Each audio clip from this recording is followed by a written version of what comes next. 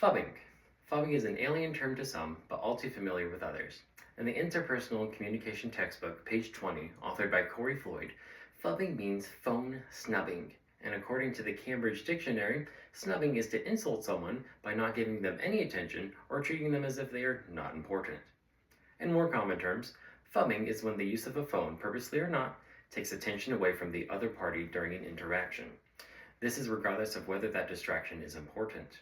Not only does phubbing take attention away from the other individual or group, but it inadvertently defines that whatever may be on that phone is more important than the interactions that were already taking place. I would argue this goes for any electronic device used as a distraction, as they all result in similar outcomes. Phubbing usually leaves an intrusive feeling of disrespect and disappointment on the affected party. No one likes to be stopped or ignored abruptly in the middle of an interaction. There are several examples of phubbing that occur in life, with two I would like to share in particular. The first is a personal example, and for the sake of privacy, we're just going to call them Joe. Joe was my trainee that night, and I was teaching them to perform a necessary job-related task, splinting. During this back and forth conversation of how to make a splint, Joe suddenly pulled out their phone, beginning to scroll through social media, then text someone they knew. This not only left a feeling of disrespect, but took away from the lesson that was being taught. Later, when they were asked to explain how to perform the splint, they claimed they could not remember the steps discussed. The same steps that were being discussed when they took out their phone. One of the largest examples of phubbing is in relationships.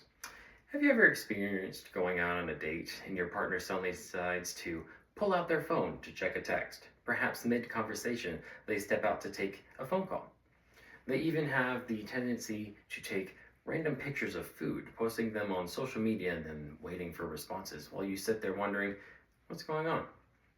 If any of those sound familiar, then you are not alone. Brian Calley posted an article called "Phubbing is Quietly Wrecking Relationships."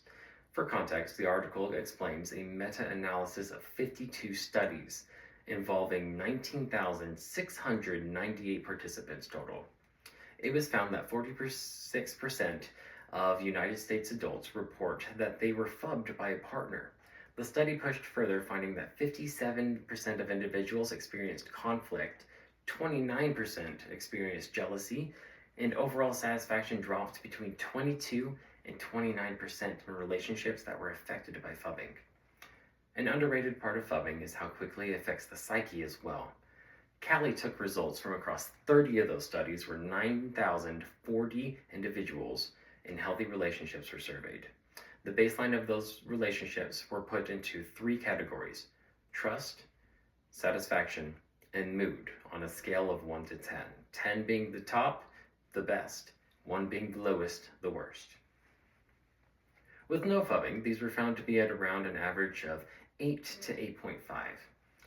The first instance of phubbing resulted in a slight drop of trust and satisfaction, down just a smidge. But mood takes a hit as it pushes down to a 6. After 3 times of phubbing, trust and satisfaction followed, declining to a 7, with trust taking the greater fall. That may not seem like much, but that comes from only 3 instances of checking a text, looking at social media, answering a phone call, or any other distractions caused by phones or devices. Individuals lose that trust, they increase that desire for satisfaction, and they kill the mood with just 1 swipe. So the next time you hear that notification go off, or see that screen light up, even feel that little buzz in your pocket, just remember, is it really worth ignoring the person in front of you?